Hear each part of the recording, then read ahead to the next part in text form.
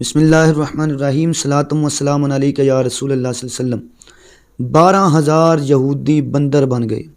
اللہ تعالیٰ نے 12,000 انسانوں کو بندر بنا دیا، ذلیل کیا۔ وہ کیسے؟ آئے سنتے ہیں، ذرا جانتے ہیں۔ روایت میں ہے کہ حضرت داؤد علیہ السلام کی قوم کے 70,000 بندے، 70,000 آدمی عقبہ کے پاس سمندر کے کنارے ایلا نامی گاؤں میں رہتے تھے۔ یہ لوگ بڑی فراخی اور خوشحالی کی زندگی گزار رہے تھے۔ اللہ تعالیٰ نے ان لوگوں کا امتحان لینا چاہا تو امتحان اس طرح لیا کہ یہ لوگ چونکہ سمندر سے مچھلی پکڑتے تھے، شکار کرتے تھے، اسے بیچتے تھے، اسی سے گزر بسر کرتے تھے، تو اللہ تعالیٰ نے ہفتے کے روز ان پر مچھلی کا شکار کرنا منع فرما دیا، اور ہفتے کے روز ہی زیادہ مچھلی سمندر میں آتی تھی۔ تو شیطان انسانی شکل میں ان کے پاس آیا، اس نے وسوسے ڈالے اور اس نے کہا کہ تم لوگ ایسے کرو کہ سمندر سے کچھ نالیاں نکال کے سائیڈوں پہ چھوٹے چھوٹے تالاب اور حوض بناؤ، اور ہفتے کے روز جب ان نالیوں کے درمیان سے بیچ میں سے تمہارے حوضوں میں تالابوں میں مچھلی آ جائے، تم آگے سے بند کر دینا ان کے منہ، تو دوسرے دنوں میں مچھلی پکڑ لینا کرنا، شکار کر لینا۔ ان کو شیطانی وسوسے یہ بڑے پسند آئے، انہوں نے ایسا ہی کیا، حوض بنائے، تالاب بنائے، نالیوں سے جب مچھلی آتی تو وہ آگے سے منہ بند کرتے تو باقی دنوں میں وہ مچھلی پکڑ لیتے۔ حالانکہ انہیں یہ سمجھ نہیں آ رہی تھی کہ جب حوض میں مچھلی آئی، منہ بند کیا، تو یہی تو ان کا شکار شمار ہوتا تھا۔ شکار تو ہفتے والے دن ہی ہو گیا، مچھلی قائد ہو گئی، مقید ہو گئی، تو یہی ان کا شکار ہے، یہی ان کا شکار ہے۔ تو لیکن ان کو سمجھ نہ آئی، تو وہ ہفتے کے روز ہی ان کا شکار ان کے لیے حرام تھا یہ، لیکن وہ کرتے رہے۔ اس موقع پر ان یہودیوں کے 3 گروہ ہو گئے۔ ایک گروہ ایسا تھا، وہ لوگ ایسے تھے کہ جو شکار کے اس شیطانی ہیلا سے منع کرتے تھے اور ناراض و بیزار ہو کر شکار سے باز رہے۔ وہ شکار بھی نہیں کرتے تھے اور ان لوگوں کو، کرنے والوں کو منع بھی کرتے تھے اور ان سے ناراض بھی ہوتے تھے۔ دوسرا گروہ وہ تھا کہ اس کام کو دل سے برا جان کر خاموش رہے، دوسروں کو منع نہیں کرتے تھے، بلکہ منع کرنے والوں کو یہ کہتے کہ تم لوگ ایسی قوم کو کیوں نصیحت کرتے ہو جنہیں اللہ رسول، اللہ تعالی ہلاک کرنے والا یا سخت سزا دینے والا ہے۔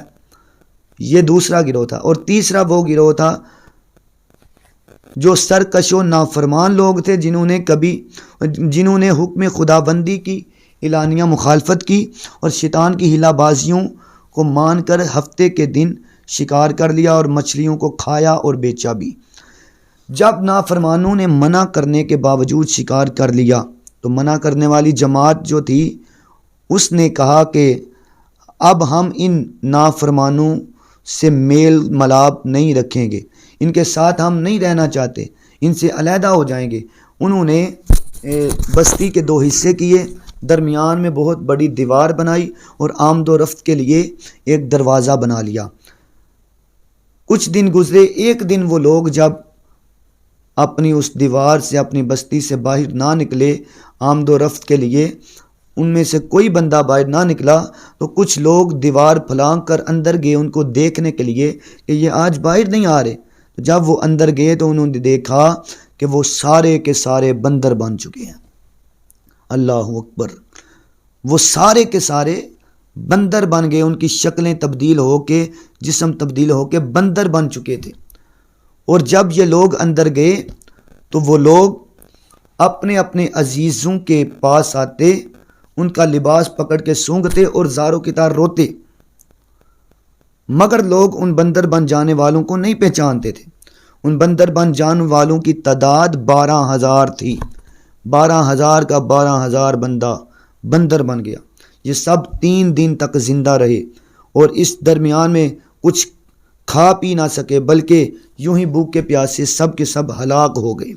شکار سے منع کرنے والا گروہ ہلاکت سے سلامت رہا، اور صحیح قول یہ ہے کہ جو خاموش رہا، جو گروہ جو خاموش رہتے تھے، وہ بھی عذاب الہی سے بچ گئے تھے۔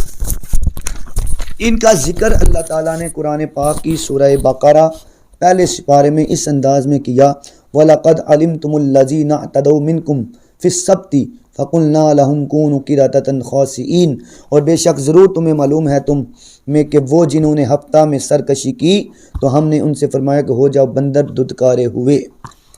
اور مفصل واقعہ اس کا سورہ اعراف میں موجود ہے، جس کو اللہ تعالیٰ نے سورہ اعراف میں اس واقعہ کو تفصیل کے ساتھ بیان کیا ہے۔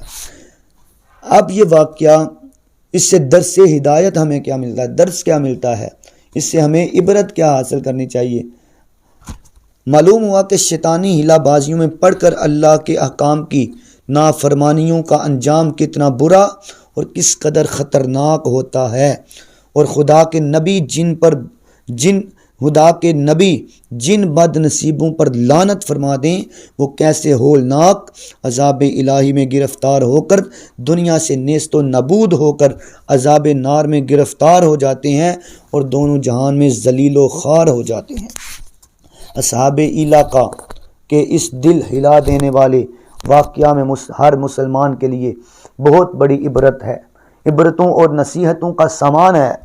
کاش اس واقعہ سے مسلمانوں کے قلوب میں خوف خداوندی کے لہر پیدا ہو جائے اور اللہ اور رسول کی نافرمانیوں میں بٹکنے سے منہ موڑ کر صراط مستقیم کی شاہراہ پر چل پڑیں اور دونوں جہانوں کی سربلندیوں سے سرفراز ہو کر اعزاز و اکرام کی سلطنت کے تاجدار بن جائیں۔ اللہ تعالی ہمیں اس واقعہ سے زیادہ عبرت حاصل کرنے کی اور درس لینے کی توفیق عطا فرمائے، اور اس واقعہ کو سن کے اللہ اپنی اور اپنے محبوب کی نافرمانیوں سے بچنے کی توفیق عطا فرمائے، اور ہم سب کو اللہ اپنی اور اپنے محبوب کی فرما برداری میں زندگی گزارنے کی توفیق عطا فرمائے۔